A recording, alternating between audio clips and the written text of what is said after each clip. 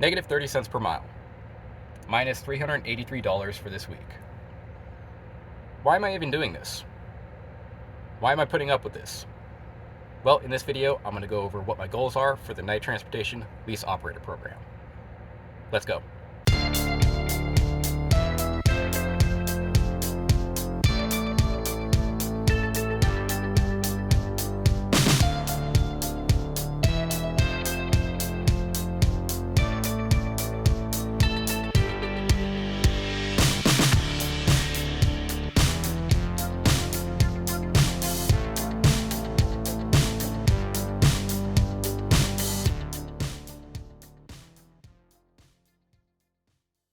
Welcome back to Truck on the Seven Seas. This is episode number 47, and for this episode, we're going to do things a little bit differently. So this is going to cover week 17. However, week 17 only had 2 loads hit the paycheck, and the reason for that is because we got a 2,000 mile load that we did almost entirely this week, but it didn't hit this week's paycheck. It's actually going to hit next week's paycheck. So as a result, I don't have a lot to show in terms of the truck animation and shippers and receivers because there's only 2 loads on this one. So instead of showing the normal shipper and receiver drop-in hooks, I decided to deviate a little bit and talk about what my goals are for the night transportation lease operator program. So I'm basically going to cover why I'm doing this and what I'm looking to get out of this whole lease operating adventure. So to start off, I thought I might go over a little bit of background of how I got into truck driving. So I started at Night Transportation. That's where I got my CDL, and that's who I originally started with.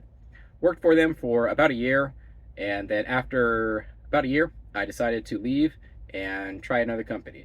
So I actually went to another company called GP Transco. You may have heard of them. I worked there for about 6 months or something like that, but I didn't like their routes. They certainly paid okay.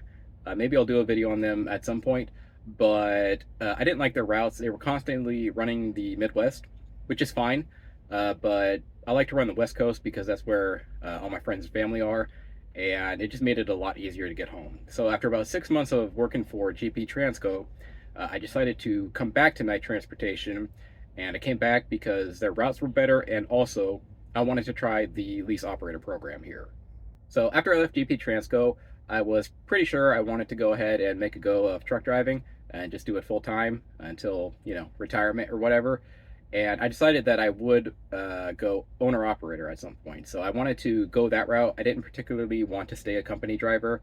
I just felt I'd be better off owning my own truck, which I think you are in general better off owning your own truck rather than just stay in company. Nothing wrong with company, but for me, I wanted to own my own truck, and I thought that was better. So I wanted to own my own truck, and I wanted to basically try owner operator, but I just wanted to kind of dip my toes into it. And leasing a truck seemed like a very good way of doing it. So that was a big reason. That was a big reason I decided to go lease operator, is because I wanted to gain some owner operator experience. And I know I'm not an owner operator. I know the difference, but leasing a truck allowed me some basically to dip my toe in it and get some owner operator experience with training wheels. So that's the first reason why I decided to go try a lease operator, is just to get some pseudo owner operator experience. So that was the first reason I decided to enter it. And so far that goal is going pretty well. I'm learning a little bit, in terms of fuel costs, maintenance costs, what my cost per mile is, things like this. I have a much better idea for all of those things, and I was able to ease into it. So far I feel like I pretty much hit that goal of getting just a little bit of, again, owner operator experience. So that was my first goal, was just to gain some experience, and so far I feel like I've done that. And my second goal for trying the lease operator program was to wait out the terrible market. So started last year, and last year, I mean, I'm sure if you were paying attention at all, was terrible. The fuel prices were even higher than they are right now, and on top of that, there was a severe part shortage and just a severe mechanic shortage for trucks. So if you needed to get something fixed, it was going to take you a week or two to get it fixed. And I didn't particularly want to own a vehicle during that time period, because if anything went wrong, it might take a week to fix, and that's a big problem. So I didn't want to own a vehicle be a true owner operator during that period because the mechanic shortage and the mechanic part problem was severe, and it was just a really bad time to own a truck.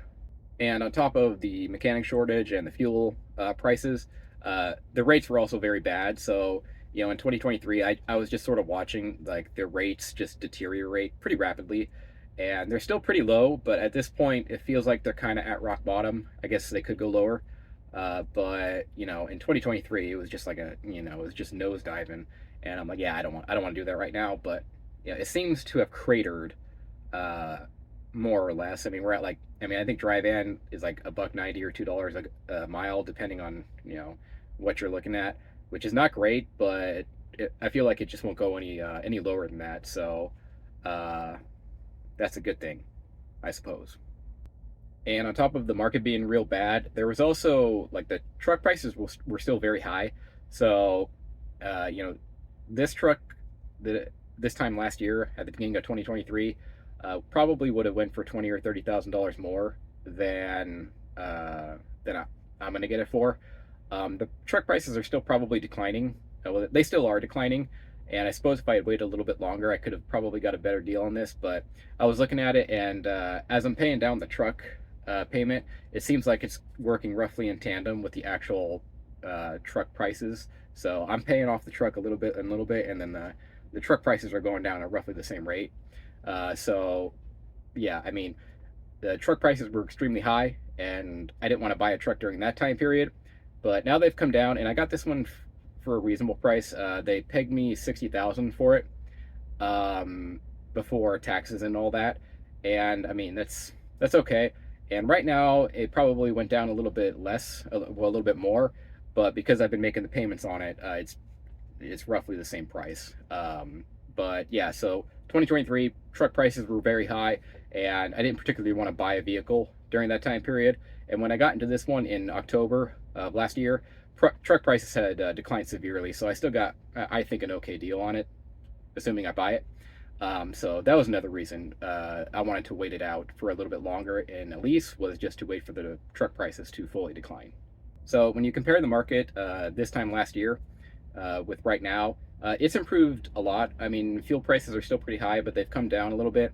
The mechanic issues, like the part shortage and the mechanics themselves, that's been mostly solved. I mean, I brought this in, and pretty much it's seen right away, and they usually have the part for it. When I brought it to the Freightliner shop, I mean, they didn't have the part for it, which was the V4. This was a couple weeks ago, but the iron maintenance shop, the night transportation iron maintenance shop, did have the part, and it was able to, once they figured it out, they put another one in, and so far it's been working okay. So that's good. But this time last year, if I had brought this thing in, it probably would have taken like an extra week to get it fixed, because they just didn't have the personnel or the parts to fix anything. So that's improved. Fuel prices are a little better. Again, truck prices are a little better. So we're looking a lot better than we were in 2023. Now, optimistically speaking, hopefully the rates go up from here. I think they probably will. I don't think less than $2 a mile is very sustainable for the vast majority of truckers. And the fuel prices are still pretty high, and hopefully they go down from here, which I think they probably will. And at that point, I think it'll be a good time to enter, and that's roughly when I should be entering into the market. So yeah, all in all, waiting out the trash market was one of my other goals, and it seems like I've succeeded in that goal as well. And then my third goal for trying the lease operator program, I wanted to make sure that I could test drive a vehicle before purchasing it. So one of my fears going into any owner operator or buying any truck would be to go to a dealership, find a truck, do the due diligence, take it to a mechanic, in a third party mechanic, have them look at it, etc., etc.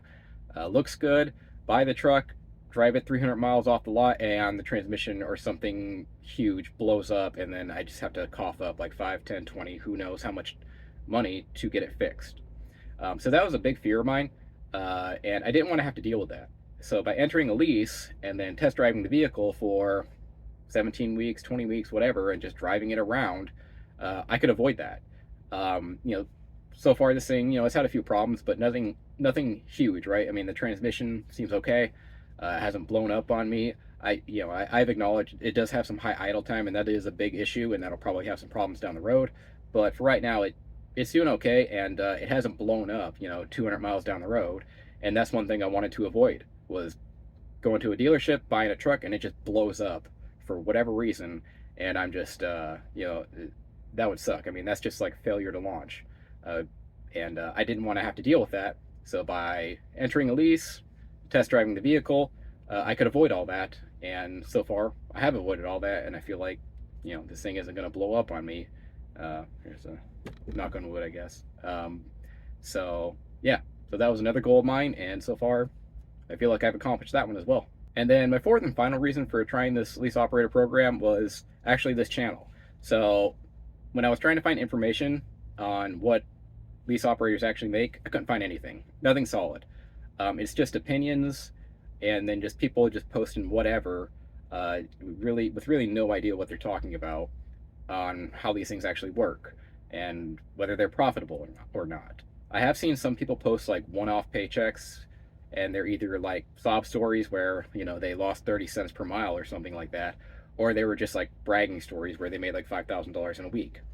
And I knew none of that was true. I knew it was kind of somewhere in the middle, but nobody had posted the data. And I decided, I'm going to try it, and then I'm just going to post the data for everyone to see. And I thought that would be very useful for everyone, because when I was coming up, I could not find any information on this, solid information on this, whether it works, how much you actually make, and whether it is a scam or not. And I decided, I'm going to test it, and if it doesn't work out, it doesn't work out. That's okay. But in the meantime, this was one of my goals, was to show, hey, here's what a lease operator actually makes, and you can determine whether it's worth it or not. Again, when I post these numbers, I'm not bragging or anything, and I'm not necessarily ashamed. I'm just, here's the numbers. So when I was coming up, I couldn't find that, and so I decided to start this channel, and it was one of my goals to show specifically what a lease operator makes. And I feel like I've met that goal as well. So those were my 4 goals when I entered this lease agreement: wait out the trash market, test drive a vehicle, gain some owner-operator experience, and just show as transparently as I could what a lease operator makes. And as of this moment, well, I think I pretty much accomplished all that. The only kind of thing I haven't fully accomplished is for the market to fully improve. Again, diesel prices are high and the rates are pretty low, but that's okay. Should get better, I would think.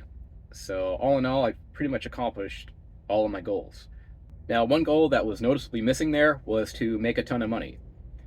Coming into this, I went in with my eyes wide open. I mean, while I didn't necessarily believe all of the rumors about a lease program, I wasn't coming in blind either. I knew it probably was not great / low / whatever, but I was okay with that. And frankly, if you are coming into a lease agreement, you need to have realistic expectations. It can be okay. I mean, right now it's pulling somewhere between 65 and 70 cents per mile, depending if you count the security deposit or not. And you can be the judge of whether that's worth it or not. But if you're coming in and you're just expecting to make like $150,000 a year, you just don't have realistic expectations. Like, you're coming into a lease agreement, there's no credit check, there's none of that. So if you're coming in and you just have these bonkers expectations of how much money you're going to make, yeah, you're going to be disappointed. Yeah, that's just something to keep in mind. Yeah, I mean, I did a lease analysis video on what I thought I would make as a lease operator, I think last year. I'll put it, I guess, right here, a little link to it right here. I thought I would make about 62 to 74 cents per mile, I think it was, or something like that, is what I concluded, and that was basically exactly what I ended up making. Some of my assumptions were wrong, but in the end, the ones that were wrong counteracted with the ones that were also wrong, but it balanced out. And I thought I would make, it was like between 60 and 70 cents per mile, and that's basically exactly what I am making. And that's what you're going to make as well. You're going to make somewhere between 60 and 70 cents per mile, give or take. And you just need to be prepared for that and just have realistic expectations. But yeah, money was just not something I was particularly trying to accomplish. I was trying to accomplish a lot of other things: gain experience and weigh out the trash market, things like this. And if you are not just like focused solely on making as much money as possible, then this can work out for you. It's worked out fine for me. I've accomplished everything I wanted to accomplish here, and I don't really have any disappointments at this time with trying it. I accomplished my 4 goals and made a little bit of money in the meantime. And yeah, so I'm overall pretty satisfied with the lease operator program at Night Transportation. Yeah, so I just wanted to do this little video. I've covered this before in some previous videos, but I gained a lot of subscribers since then. So I thought I might go over exactly why I am doing this again, and just to clarify to everyone who's watching, the new subscribers anyway, why I would even attempt something like this. And it's not to make piles of money. That's certainly not it. I have other goals, and so far I've accomplished most, if not all of them. But that's actually enough of my yapping. I know most of you actually don't care about any of this. You just care about the spreadsheet. And there is a spreadsheet this week. It's a rather ugly one because we had a rather ugly week. So we ended up taking 2 loads. And then after those 2 loads, we got dispatched on a 2,000 mile load that we did basically all of this week. But we delivered it the day after the pay period ends. So as a result, it's technically a terrible week where I lose money. But in reality, not really. It's actually quite a good week. I got over 3,000 miles if you count that 2,000 mile load. It's just the 2,000 mile load didn't hit this settlement, so it's whatever. But yeah, anyways, with all that said, it's spreadsheet time. For week 17, we did 2 loads, and in those 2 loads, we got 1,265 miles. We were paid a total of $2,158 for an average of $1.71 per mile. Fuel expense, we fueled up 5 times, and in those 5 times we paid $1,707 for an average of $1.35 per mile. Other expenses, MRP 63, Qualcomm 13, Bobtail 692, physical damage $69, occupational accident policy 34, permits 42, pre-pass 350, truck payment 450, scales 1350, fuel mile tax $37.95, lease security deposit $100 for a total of $834 for an average of 66 cents per mile. Totals for week 17, total expenses were $2,541 for an average of $2.01 per mile. Total revenue was $2,158 for an average of $1.71 per mile. That brings our net settlement to minus $383 for negative 30 cents per mile. Total since starting the program, we have driven a total of 36,309 miles. Total expenses were $40,143 for an average of $1.11 per mile, and that is my cost per mile right there. Total revenue was $62,469 for an average of $1.72 per mile. That brings our net cash flow to $22,326 for an average of 61 cents per mile. And if you minus the lease security deposit, it goes up to 69 cents per mile. If I had been a company driver during this period, I would have made 54 cents per mile and earned a total of $19,606. And if I had been an owner-operator who owned this truck outright, I would have made $30,926 at 85 cents per mile. Averages and other information. The average weekly paycheck is $1,313. We are averaging 2,136 miles per week. Total fuel costs were $20,990 for 58 cents per mile. Total maintenance costs were $3,464 at 10 cents per mile. If I kept this up for a 52-week period, I'd make $68,291 and get a total of 111,000 miles. We've been employed 119 days, or 17 weeks. Taking 14 days off, 105 days on duty, taking 69 total loads. Average load length is 526 miles, and the total lease security deposit that we've contributed at this point is $2,750. Okay, just moving on to the volatility graph here. This just shows weekly paychecks of a company versus a lease driver and shows the volatility of each. Red is lease, company is blue, and as you can see, company driver is much more stable than the lease driver. So as a lease driver, you can see stayed mostly constant, then had a bonanza week, stayed mostly constant, and then over the last few weeks it's been extremely volatile.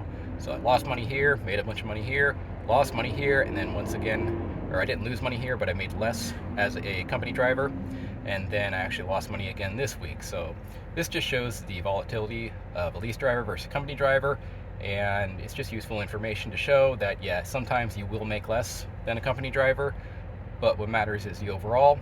And but this just shows the volatility of a lease versus company driver.